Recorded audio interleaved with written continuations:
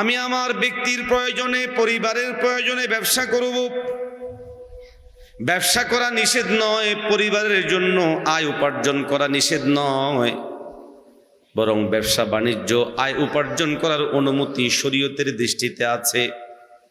এখন আপনি আমি ব্যবসা করব দুই সুরত, চুরি করব, বাটপারি করব, মানুষকে ওজনে কম দিব, নামাজ পড়ব না, কিচ্ছু করব না, সারাক্ষণ শুধু টাকা টাকা টাকা টাকার চিন্তা। এইভাবে ব্যবসা করা আর কোনো বিধর্মীদের ব্যবসা করার মধ্যে কোনো তফাৎ নাই। কিন্তু আমি যদি ব্যবসা এমনভাবে করলাম, আমি দোকানে বসলাম এই নিয়তে, আমার আল্লাহ কালামে হাকিমের মধ্যে বলেছেন, ইদা কুদিয়াতিস সালাত, যখন তোমাদের নামাজ শেষ হয়ে যায় তখন তোমরা জমিনে ছড়িয়ে পড়ো। আমি ব্যবসাও করছি আল্লাহর এই নির্দেশ পালনার্থে। আমি ব্যবসা করছি, আমার নবী নির্দেশনা দিয়েছেন, আত্তাজিরুস সাদুকুল আমিন মা'আন নাবিয়িনা ওয়াস সিদ্দীকিনা ওয়াশ শুহাদাই ওয়াস সালিহিন। আমি যখন ব্যবসা করছি, আমি আমার অন্তরের মধ্যেই ভাবনা রাখি, আমি ব্যবসায়ী হিসেবে সৎ ব্যবসায়ী হব, আমানতদার ব্যবসায়ী হব। এইভাবে যদি আপনি আমি ব্যবসা করতে পারি সততার সাথে, আমানতদারিতার সাথে, আমার নবী বলেন তোমার ব্যবসাটাও ইবাদত। এই ইবাদতের কারণে আল্লাহ তোমাকে জান্নাত দিবেন। কার সাথে? শহীদদের সাথে, নবীদের সাথে, সিদ্দিকীনদের সাথে, সালেহিনদের সাথে। আল্লাহ পাক ব্যবসায়ীদেরকে জান্নাত দান করবে। আমার আগে গুরুত্বপূর্ণ আলোচনা করেছেন এদেশের আহলে হক পীরদের মধ্যে অন্যতম, অনেক ওলামায়ে কেরামদের যিনি রাহবার, ঢালকানগরের পীর সাহেব হুজুর আমাদের সামনে আলোচনা করেছে। আলোচনার সারমর্ম, আমাদের জীবন পরিচালনা করতে হবে কার সন্তুষ্টির জন্য? জোরে বলেন না। নিজের মন চাহি জিন্দেগি চালালে হবে না, বরং আমার আল্লাহ, আমার রসুল এবং শরীয়ত যেইভাবে চায় এইভাবেই আমাদের দিন, আমাদের রাত, আমাদের সমস্ত সময়গুলো কাটাতে হবে। তাহলে দুনিয়াতেও সফল হব, আখেরাতেও সফল। এই জন্য মন চাহি জিন্দিগি বাদ দিয়ে দিন চাহি জিন্দিগি কোনটা, আল্লাহর সন্তুষ্টির পথ কোনটা, কোন পথের উপরে চললে আল্লাহ সন্তুষ্ট হবেন, সহজ বিষয়ে আল্লাহ পথ বাতলিয়ে দিয়েছেন। আমি তোমাদের জন্য একটা আদর্শ মডেল দিলাম, যাকে তোমরা অনুসরণ করলে তোমরা সফল হবে, কামিয়াব হবে। তিনি হলেন মুহাম্মাদুর রাসূলুল্লাহ সাল্লাল্লাহু আলাইহি ওয়াসাল্লাম। আমাদের জন্য রাস্তা সহজ হয়ে গিয়েছে। আমার মনে চাচ্ছে দাড়ি রাখবো না, কিন্তু আমি যখন আমার নবীর দিকে তাকাই, আমি দেখি আমার নবীর দাড়ি ছিল। তো আমার তখন উচিত আমার মন চাহি জিন্দিগি বাদ দিয়ে আমি দাড়ি রাখবো আমার রসুলের অনুসরণে। এতে আমার উপর সন্তুষ্ট হয়ে যাবেন কে? আল্লাহ। এই জন্য কোরআনে হাকিমে আল্লাহ রব্বুল আলামিন ইরশাদ করেন নবীজির ব্যাপারে, قال رسول الله صلى الله عليه وسلم لقد كان لكم في رسول الله أسوة حسنة। আল্লাহ পাক রব্বুল আলামিন কালামুল্লাহের মধ্যে অত্যন্ত পরিষ্কার করে বলেন, লাকাদ কানা লাকুম ফি রাসূলিল্লাহ, অবশ্যই অবশ্যই তোমাদের জন্য নবীজি মুহাম্মাদুর রাসূলুল্লাহ সাল্লাল্লাহু আলাইহি ওয়াসাল্লামের জিন্দেগীর মধ্যে রয়েছে উত্তম আদর্শ। ঘোষণাকার? আরো আসতে বলেন, আওয়াজ দিয়ে বলেন না কার? মুমিন মুসলমান ভাইরা আমার, আল্লাহ পাক রব্বুল আলামিনের এই বক্তব্য থেকে আমাদের সামনে বড় পরিষ্কার হয়ে যায়, আমি আমার জীবনের যত কাজ করব, যত ধরনের কাজ করব, কথা বলবো, চলবো, ফিরবো, লেনদেন করব, হাঁটবো, হাসবো, কাঁদবো, ঘুমাবো, আত্মীয়তা করব, সমাজ চালাবো, রাষ্ট্র চালাবো, রাজনীতি করব, সমস্ত ক্ষেত্রে আমার জন্য উত্তম আদর্শ হলেন আমাদের নবী। আমাদের নবী আমাদের জন্য সর্বোত্তম আদর্শ। কথাটা আমার নাকি আল্লাহর? আল্লাহর। আমরা এমন একজন মহামানবকে আমাদের পথ প্রদর্শক হিসেবে, নবী হিসেবে পেয়েছি, যিনি পৃথিবীর সর্বশ্রেষ্ঠ মহামানব, যার কথা সর্বশ্রেষ্ঠ, যার আচরণ সর্বশ্রেষ্ঠ, যার ব্যবহার সর্বশ্রেষ্ঠ, যার বংশ সর্বশ্রেষ্ঠ, যার বাড়ি সর্বশ্রেষ্ঠ, যার কদম সর্বশ্রেষ্ঠ। তিনি যেই কথা বলেছেন এইভাবে কথা বলা সর্বোত্তম পন্থা, সুন্নতের অনুসরণ।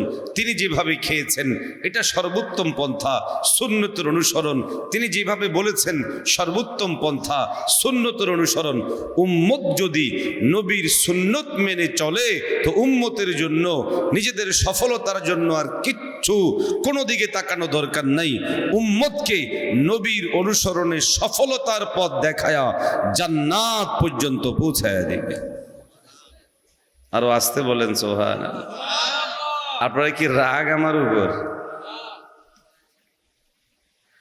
মুহতারাম হাজিরিন, ব্যাপারগুলো খুব সহজ যদি মানে, অনেক কঠিন যদি না মানে। আমরা যখন বলি ভাই সুন্নতের অনুসরণ করেন, হুজুর কঠিন জিনিস। আসলে কঠিন না। আমি আমার প্রয়োজনীয় যা যা করি, আমি আমার নিজের জন্য যা যা করি, জাস্ট এই কাজগুলো, এই তৎপরতাগুলো শুধু নবীজি কিভাবে করেছেন, নবীর অনুকরণে করার নাম হলো সুন্নতের অনুসরণ।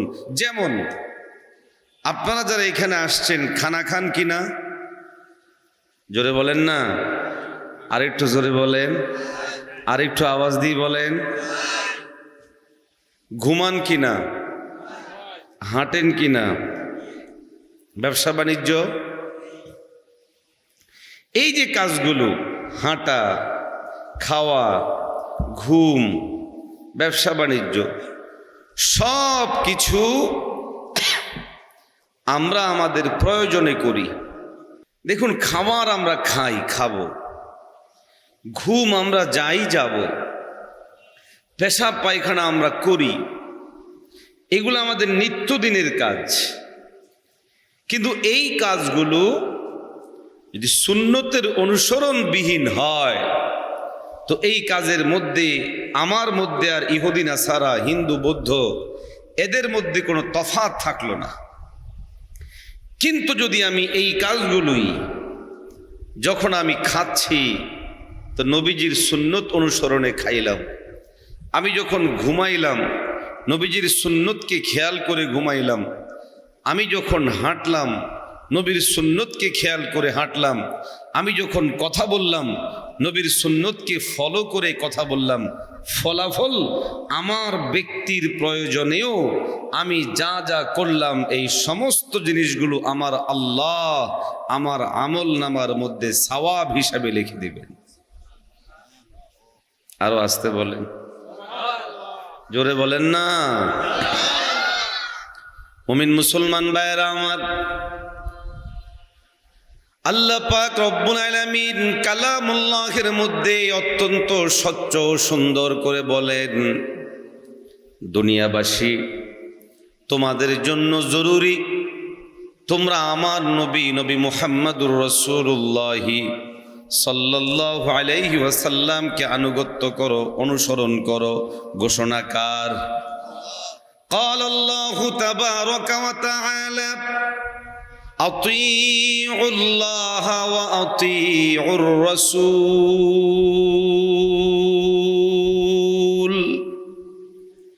কালামুল্লাহের মধ্যে আল্লাহ পাক রব্বুল আলামিন অত্যন্ত পরিষ্কার ভাবে বলেন, আতিউল্লাহ, তোমরা আনুগত্য করো কার? দ্বিতীয়তেই আল্লাহ বলেন ওয়া আতিউর রাসূল। রব বলেন দ্বিতীয়তেই আমি আল্লাহ তোমাদেরকে আদেশ দিচ্ছি তোমরা আমার রসুলের ইতাআত করো, আনুগত্য করো, অনুসরণ করো। ও মুমিন, লাভ কি হবে? কালামে হাকিমের অন্যত্র আল্লাহ বলেন, কুল ইন কুনতুম তুহিব্বুনাল্লাহ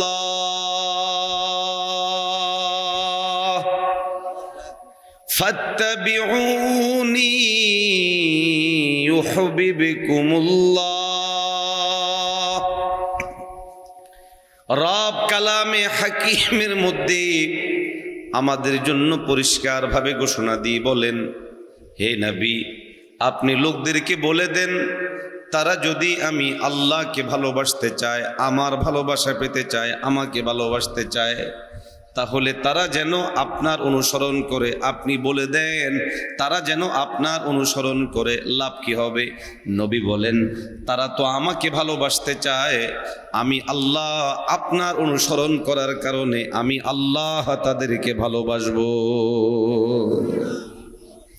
মানুষ চাইলো আল্লাহকে ভালোবাসতে, আল্লাহ বলেন পথ দেখায় দিলাম, যাও নবীকে ভালোবাসো, নবীর ইত্তেবা করো, অনুসরণ করো, ইতাআত করো। তোমরা তো আমাকে ভালোবাসতে চেয়েছিলে, আমি আল্লাহ তোমাদেরকে ভালোবাসি। ভালোবাসবেন কে? আওয়াজ দিয়ে বলেন না। এই জন্য মন চাহি না, মন চাহি জিন্দিগির বিপরীত। আমি যদি রব চাহি, আল্লাহর সন্তুষ্টির অনুপাতে চলতে চাই, তো আমার জন্য জরুরি ইত্তেবাউস সুন্নাহ, নবীর অনুসরণ। সহজ বিষয়। আমি যখন কথা বলি, আমি আমার নবী মুহাম্মদুর রাসূলুল্লাহ সাল্লাল্লাহু আলাইহি ওয়াসাল্লামের কথা বলার ধরনের দিকে তাকাবো। আমার নবী কেমনে কথা বলতেন, নবীর সিরত পড়ব। পয়গম্বর আলাইহিস সালাতু ওয়াস সালামের সিরত যখন আমি পড়ব, আমার সামনে তখন স্পষ্ট হয়ে যাবে আমার নবী সাল্লাল্লাহু আলাইহি ওয়াসাল্লাম কিভাবে কথা বলতেন। নবী যখন কথা বলতেন শুদ্ধ ভাষায় বলতেন, নবী যখন কথা বলতেন স্বচ্ছ ভাষায় বলতেন, স্পষ্ট ভাষায় বলতেন, সুন্দর করে বলতেন।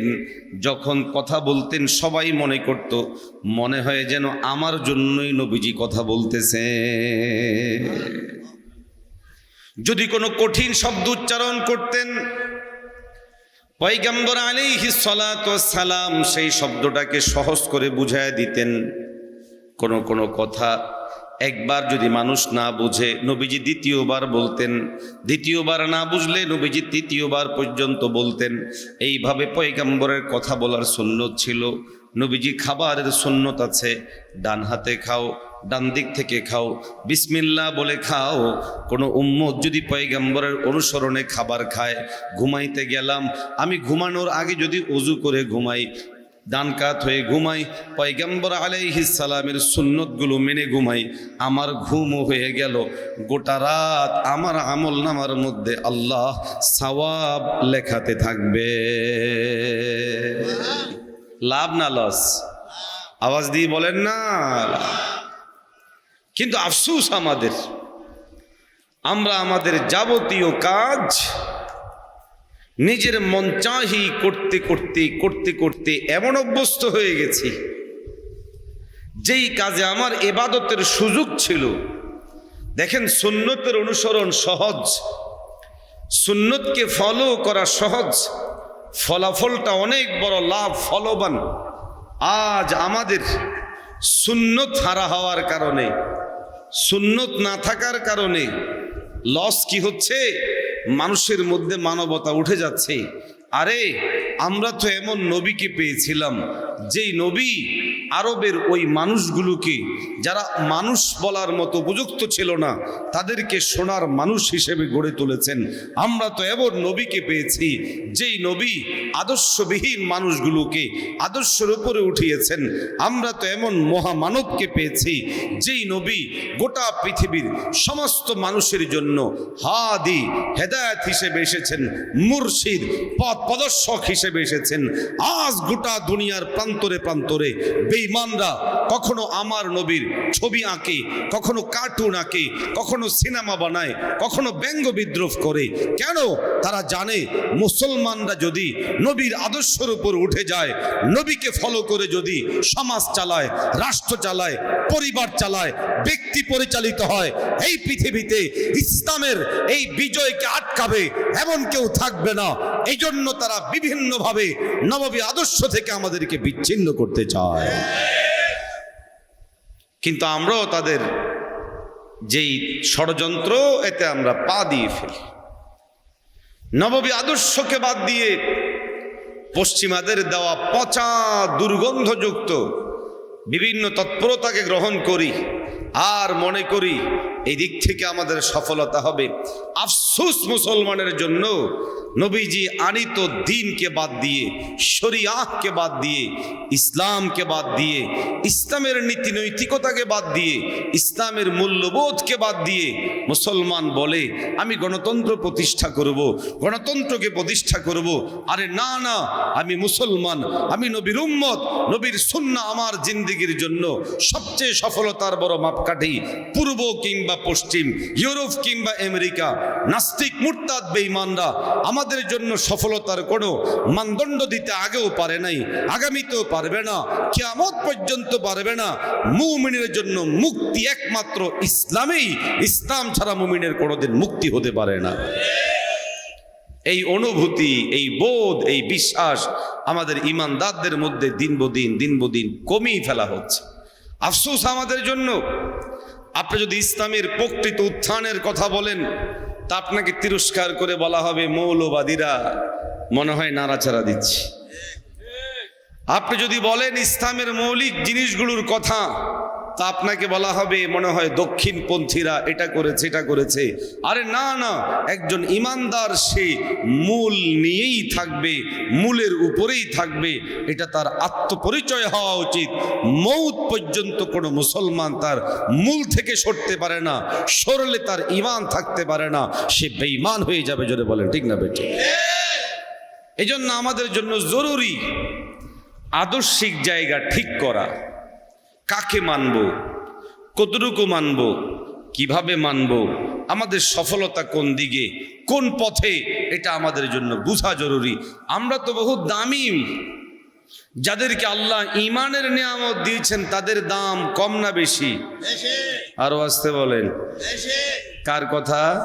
আল্লাহর কথা। قال الله تبارك وتعالى قد أفلح المؤمنون।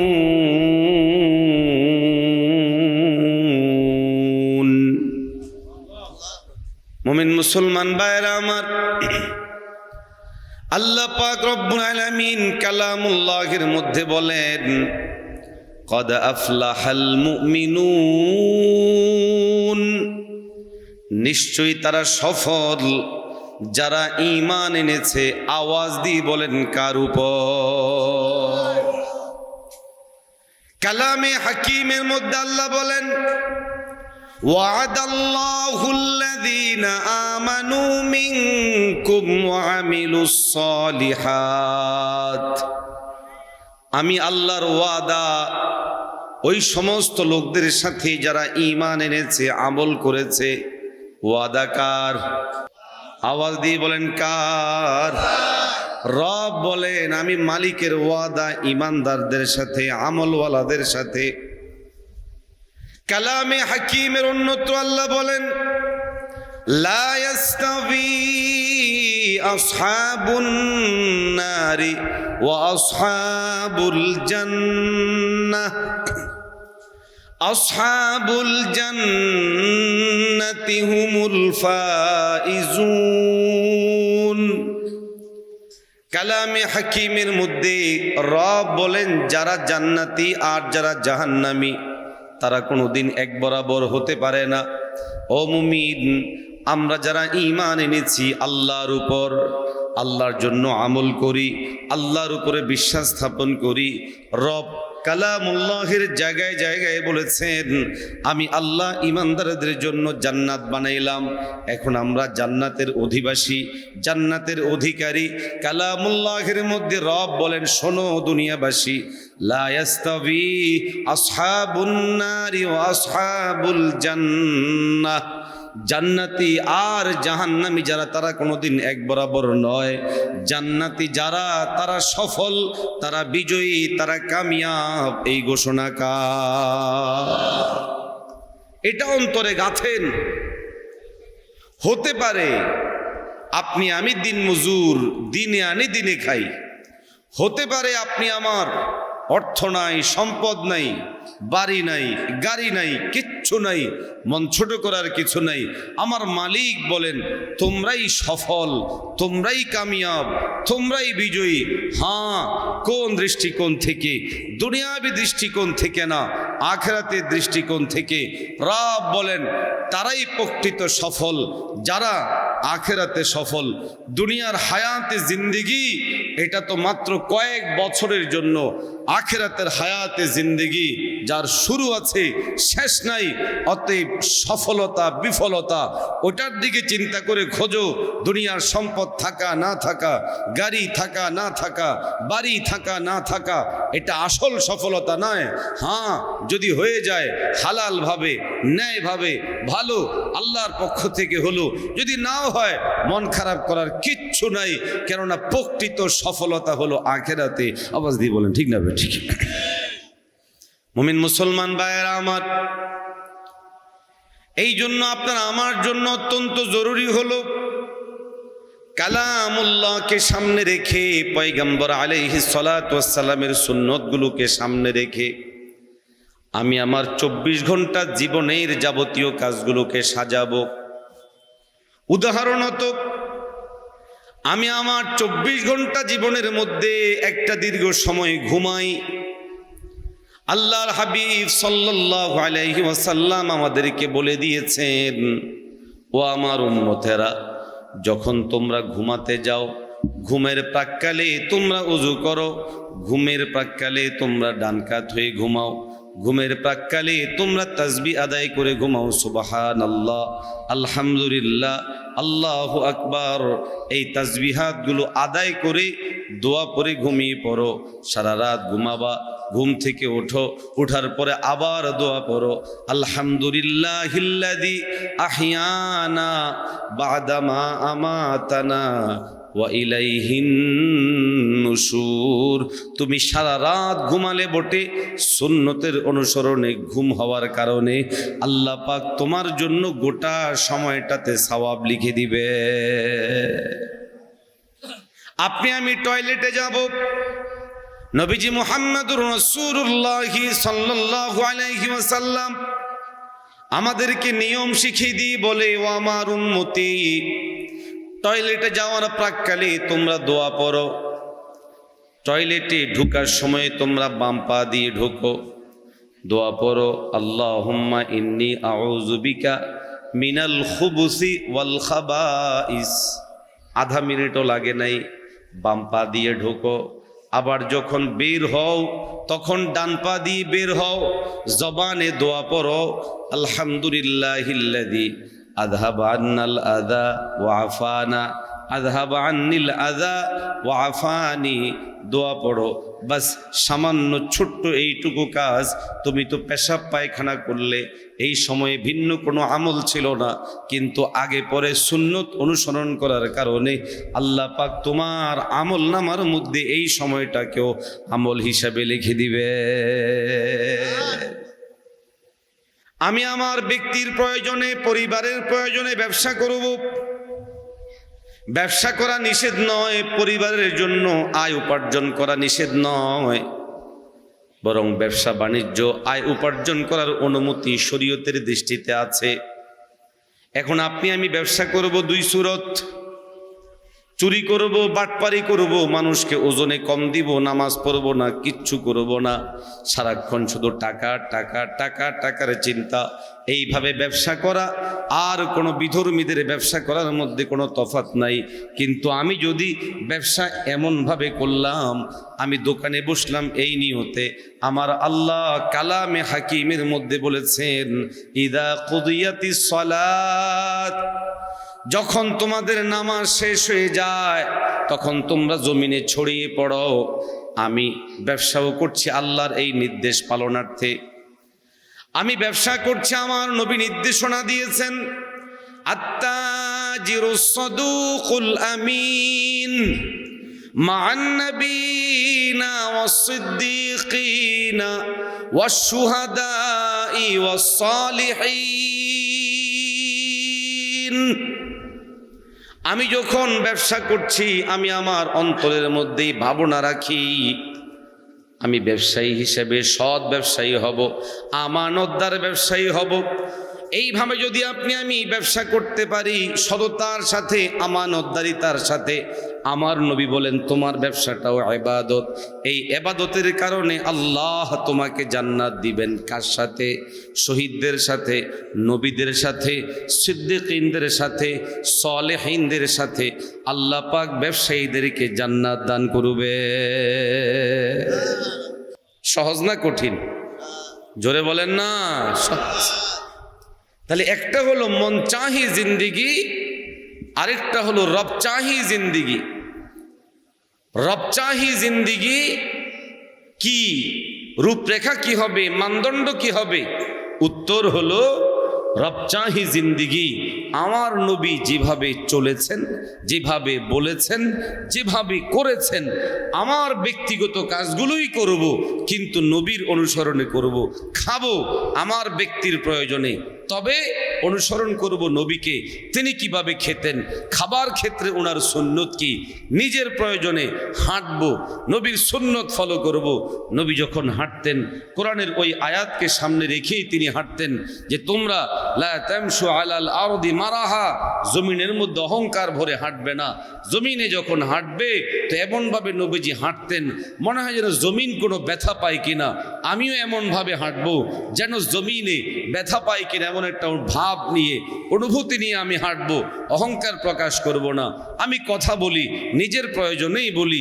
নবীজিকে আল্লাহ বলেছেন কথা বলেন কাউলান লাইয়িনা, নরম ভাষায়, ভদ্র ভাষায়, মহব্বতের সাথে কথা বলেন। আমি এইভাবেই কথা বলবো। আমি যখন বাবা মায়ের সাথে কথা বলি তখন কথা বলবো কাউলান কারীমা, সম্মান সূচক, শ্রদ্ধাবোধের সাথে আমি কথা বলবো।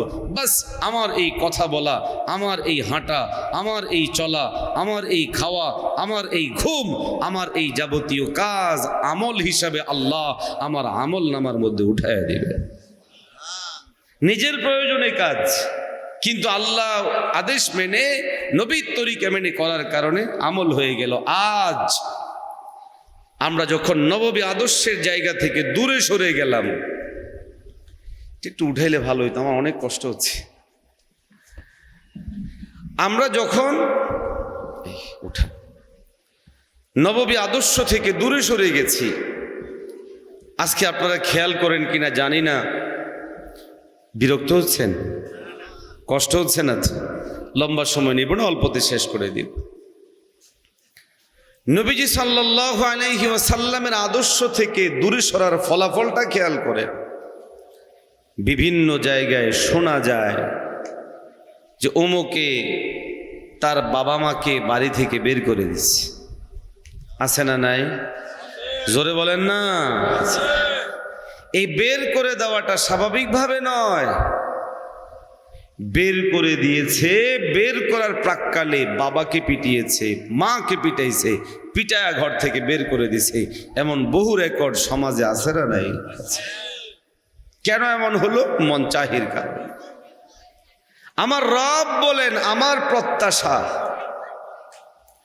আমার প্রত্যাশা, আল্লাহ বলেন আমার প্রত্যাশা, তোমরা তোমাদের বাবা মা এদের সাথে যখন আচরণ করবে পৃথিবীর সর্বোত্তম আচরণ করো। কথা বলবে, সর্বোত্তম সুন্দর কথা বলো। কালামে হাকিম আল্লাহ বলেন, قال الله تبارك وتعالى وقضى ربك ألا تعبدوا إلا إياه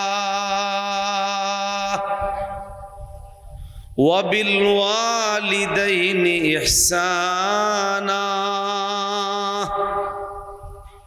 إما يبلغن عندك الكبر أحدهما أو كلاهما فلا تقل لهما أف ولا تنهرهما وقل لهما قولا كريما।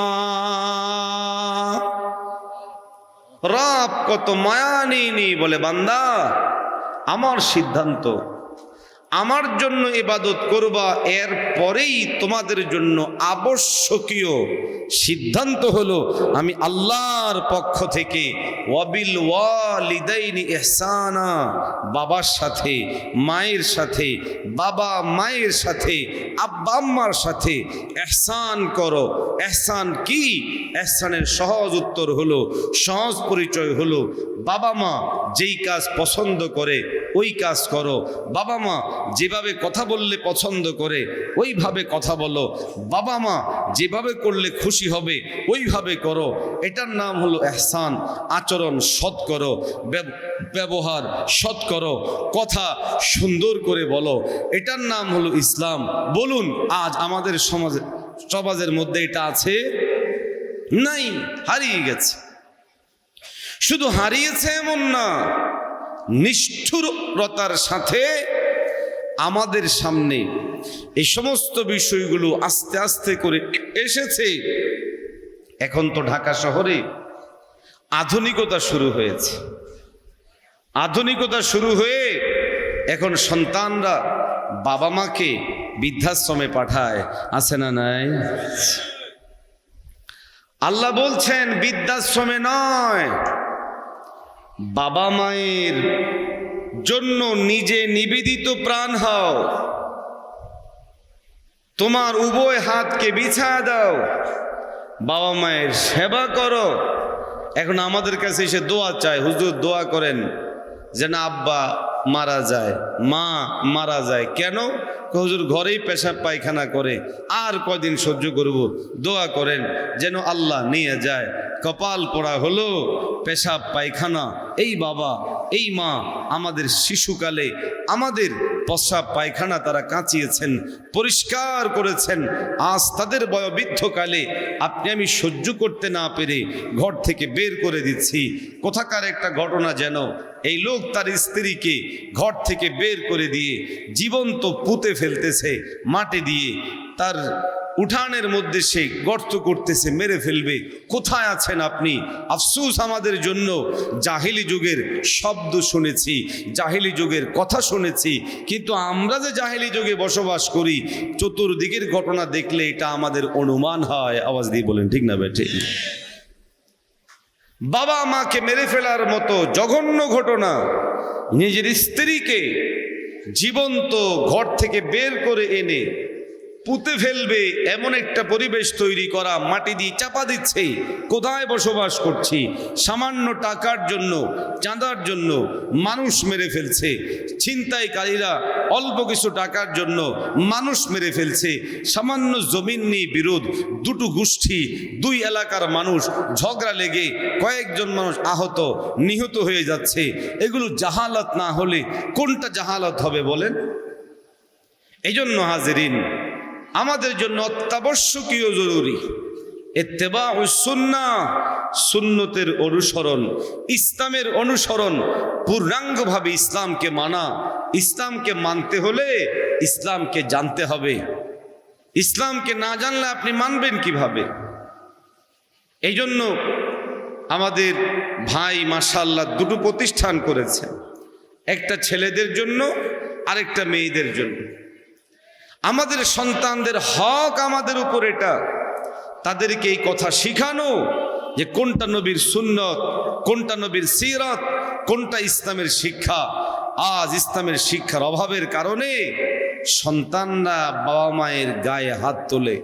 বাবা মা বুড়া হয়ে গেলে বাড়ি থেকে বের করে দেওয়া দায়িত্ব মনে করে, আরে না না, আমার বাবা মা বয়োবৃদ্ধ হওয়ার পর বরং আমি সৌভাগ্যবান, বয়োবৃদ্ধ অবস্থায় বাবা মাকে পাওয়ার মানেই হলো তাদের খেদমতের মাধ্যমে জান্নাতে যাওয়া সহজ হয়ে যাওয়া।